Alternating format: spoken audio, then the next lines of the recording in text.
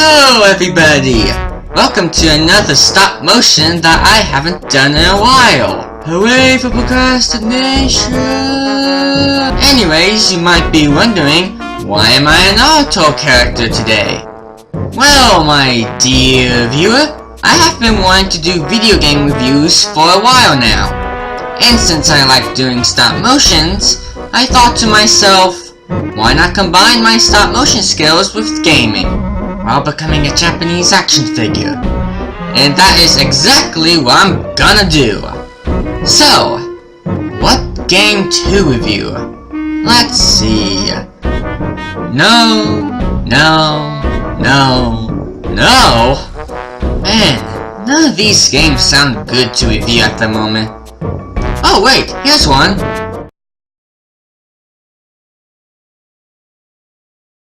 This is gonna be fun.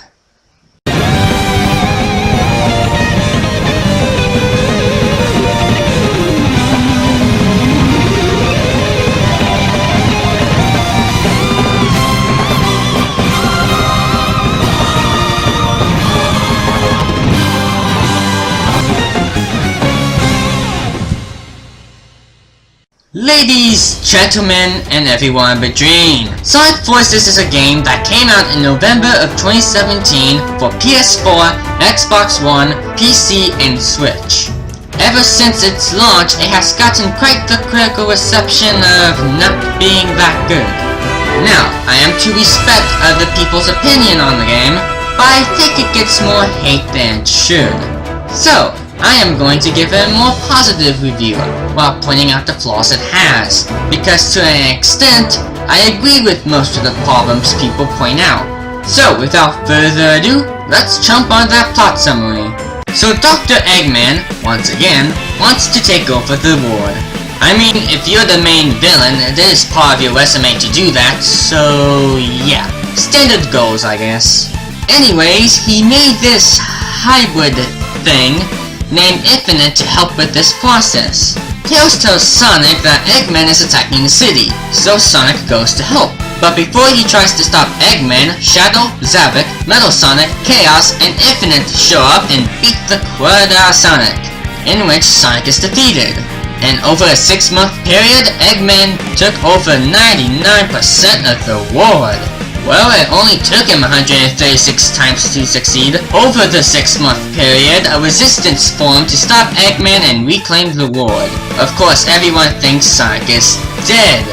Some friends you are. Luckily, a new recruit is joining the group. Who is me? Or you? Or anyone ever. AKA an avatar. I'll be calling him the Avatar from here on out. Later, the Resistance found out that Sonic is alive and has been held up in the Death Egg, so the Resistance needs to grab a shuttle to get there. Meanwhile, Sonic's handcuffs get loose, he fights Zavok and escapes, only to meet up with the Avatar. Also in the middle of these events, Tails encounters Classic Sonic, who came from another dimension.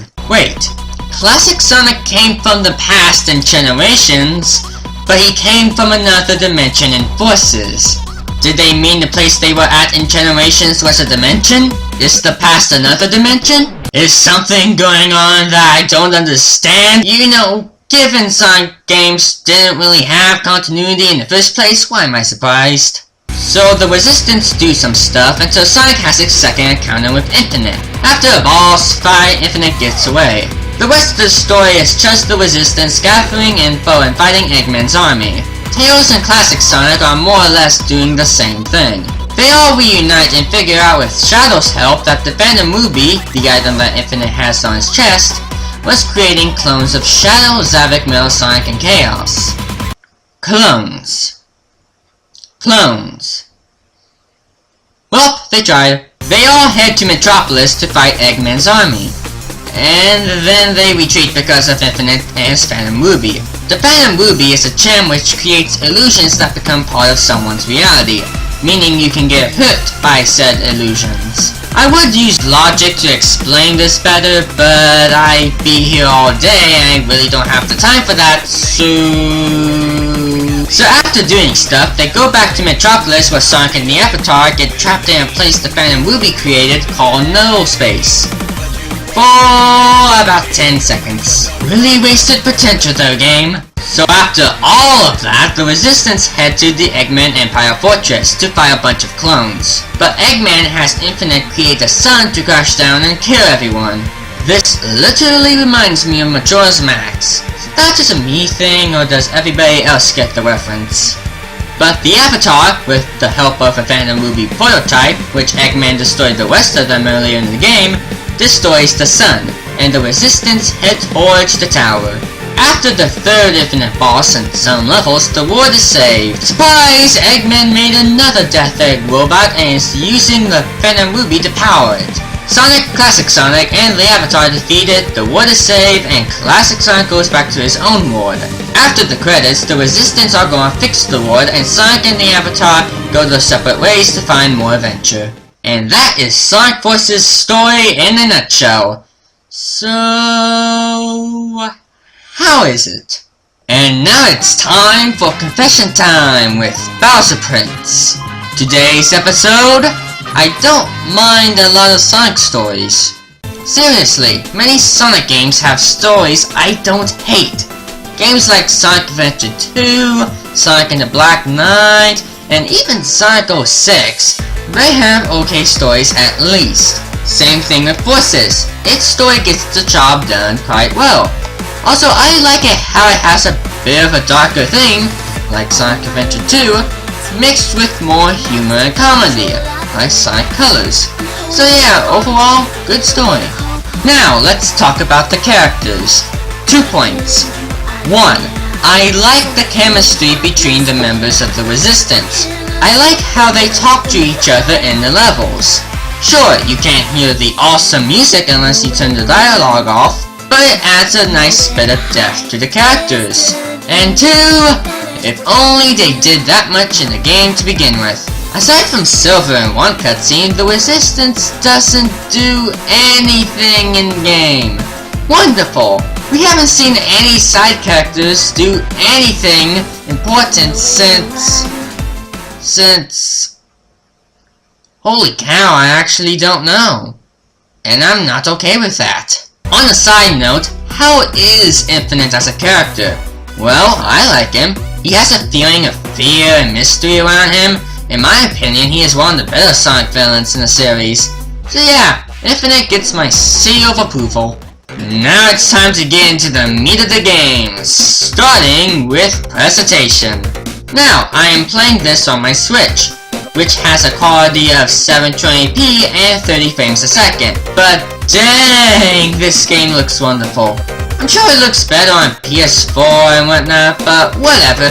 The environments, while there are only 7 of them for some reason, are pretty nice looking, Metropolis being the best one.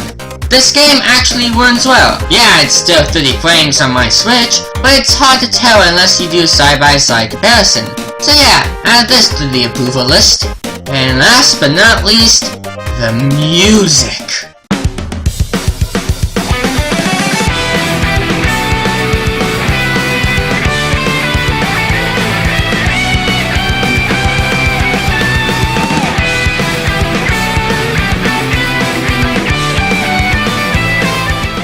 So much happiness! Let's see, what's next on the list?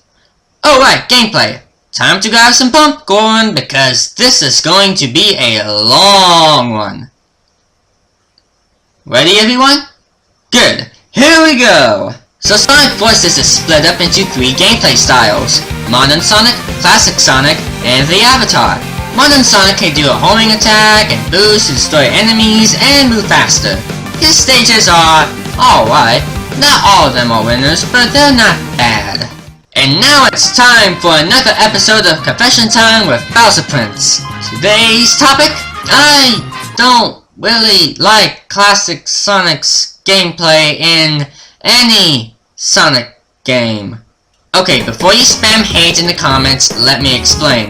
I have played Sonic 1, 2, 3, Knuckles, and Generations 3DS. Also a bit of Sonic Advance.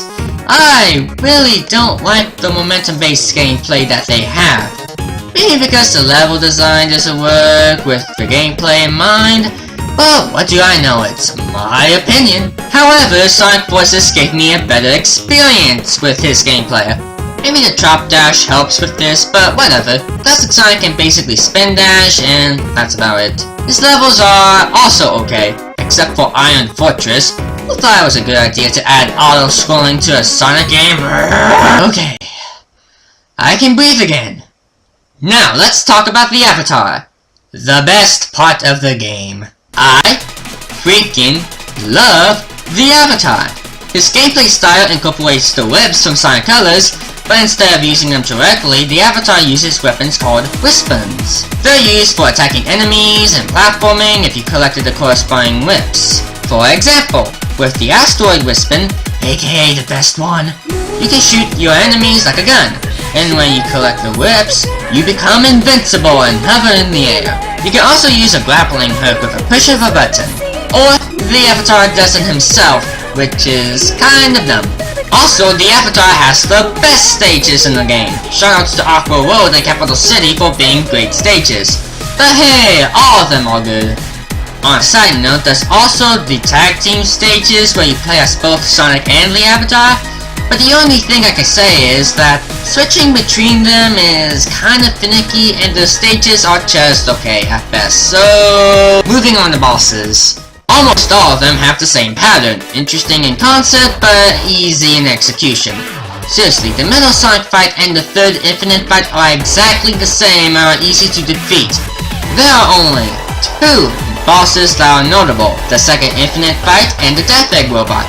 The former attacks you with illusion projectiles, and if you get hit, you enter an illusion where anything and everything can kill you if you have no wings. It is also the best boss in the game, so yeah, wonderful. The latter is a three-phase boss. I can sum this up in 3 sentences. The final boss in Super Mario Bros. 3, where you play as Bowser.